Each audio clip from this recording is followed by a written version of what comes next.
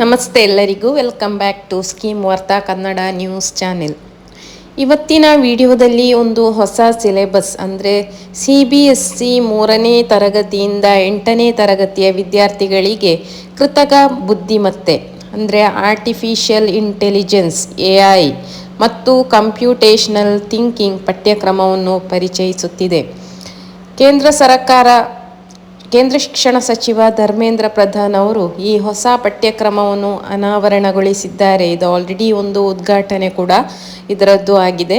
ಇದರ ಉದ್ದೇಶ ಅಂದರೆ ಧ್ಯೇಯ ಮತ್ತು ಉದ್ದೇಶ ಏನು ಅಂತ ಹೇಳಿದರೆ, ಶಿಕ್ಷಣಕ್ಕಾಗಿ AI ಮತ್ತು ಶಿಕ್ಷಣದಲ್ಲಿ AI for education and AI in education ಎಂಬ ದೃಷ್ಟಿಕೋನದೊಂದಿಗೆ ಈ ಬದಲಾವಣೆ ತರಲಾಗಿದೆ.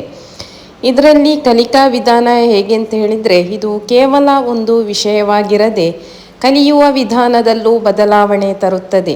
ಪ್ರತಿಯೊಬ್ಬ ವಿದ್ಯಾರ್ಥಿಯ ಕಲಿಕೆಯ ವೇಗಕ್ಕೆ ಅನುಗುಣವಾಗಿ ಪಠ್ಯವನ್ನು ಸಿದ್ಧಪಡಿಸಲು AI ಸಹಕಾರಿಯಾಗಲಿದೆ.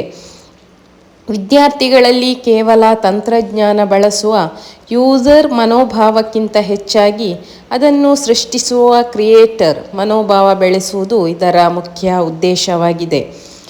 6ನೇ ತರಗತಿಯಿಂದಲೇ ತಾರ್ಕಿಕ ಚಿಂತನೆ ಅಂದರೆ ಲಾಜಿಕಲ್ ಥಿಂಕಿಂಗ್ ಮತ್ತು ಕೋಡಿಂಗ್ ಕೌಶಲ್ಯಗಳನ್ನು ಕಲಿಸಲು NEP 2020 ಈ ಅಡಿಯಲ್ಲಿ ಒತ್ತು ನೀಡಲಾಗುತ್ತಿದೆ.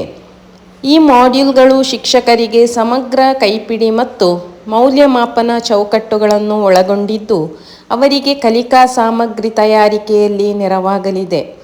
ಇದರಲ್ಲಿ ವಿದ್ಯಾರ್ಥಿಗಳಿಗೆ ಆಗುವಂತಹ ಪ್ರಯೋಜನಗಳು ಏನು ಅಂತ ಹೇಳಿ ನೋಡಲಿಕ್ಕೆ ಹೋದರೆ, ವಿದ್ಯಾರ್ಥಿಗಳ ಭವಿಷ್ಯದ ತಂತ್ರಜ್ಞಾನಗಳಾದ ಡಾಟಾ ಸೈನ್ಸ್ ಮತ್ತು AI ಬಗ್ಗೆ ಪ್ರಾಥಮಿಕ ಜ್ಞಾನ ಪಡೆಯಲಿದ್ದಾರೆ. ಇದರಲ್ಲಿ 21ನೇ ಶತಮಾನದ ಸವಾಲುಗಳನ್ನು ಎದುರಿಸಲು ಮತ್ತು ನಿರ್ಧಾರ ತೆಗೆದುಕೊಳ್ಳುವ ಸಾಮರ್ಥ್ಯವನ್ನು ಅಂದರೆ ಡಿಸಿಷನ್ ಮೇಕಿಂಗ್ ಎಬಿಲಿಟಿ ಹೆಚ್ಚಿಸಿಕೊಳ್ಳಲು ಕೂಡ ಇದು ಸಹಕಾರಿಯಾಗಿದೆ. ಈಗಾಗಲೇ 9ರಿಂದ 12ನೇ ತರಗತಿಯವರೆಗೆ AI ಕೌಶಲ್ಯವನ್ನು ಐಚ್ಛಿಕ ವಿಷಯವಾಗಿ ಆಯ್ಕೆ ಮಾಡಿಕೊಳ್ಳುವ ಅವಕಾಶವನ್ನು ಕೂಡ ನೀಡಲಾಗಿದೆ. ಇವತ್ತಿನ ವಿಡಿಯೋದಲ್ಲಿ ನಿಮಗೆ ಒಂದು ಉಪಯುಕ್ತವಾದ ಮಾಹಿತಿಯನ್ನು ನೀಡಿದ್ದೇನೆ. ತಮಗೂ ಇದು ಇಷ್ಟವಾದರೆ ನೀವು ಶೇರ್ ಮಾಡಿ, ಅದೇ ರೀತಿ ನಿಮ್ಮ ಅನಿಸಿಕೆ ಮತ್ತು ಅಭಿಪ್ರಾಯವನ್ನು ಕೂಡ ಕಮೆಂಟ್ ಬಾಕ್ಸಲ್ಲಿ ಬರೆಯಲು ಮರೆಯದಿರಿ. ನೀವು ಮೊದಲನೇ ಬಾರಿ ಈ ಚಾನೆಲನ್ನು ವೀಕ್ಷಿಸ್ತಾ ಇದ್ದರೆ ದಯವಿಟ್ಟು ಸಬ್ಸ್ಕ್ರೈಬ್ ಮಾಡಿ. ನಿಮ್ಮ ಒಂದು ಪುಟ್ಟ ಲೈಕ್ ಒಂದಿಗೆ ಸಪೋರ್ಟ್ ಕೂಡ ಇರಲಿ. ನಿರಂತರ ಸುದ್ದಿಗಾಗಿ ಸ್ಕೀಮ್ ವಾರ್ತಾ ಕನ್ನಡ ನ್ಯೂಸ್ ಚಾನೆಲನ್ನು ಸಬ್ಸ್ಕ್ರೈಬ್ ಮಾಡಿ. ಧನ್ಯವಾದಗಳು.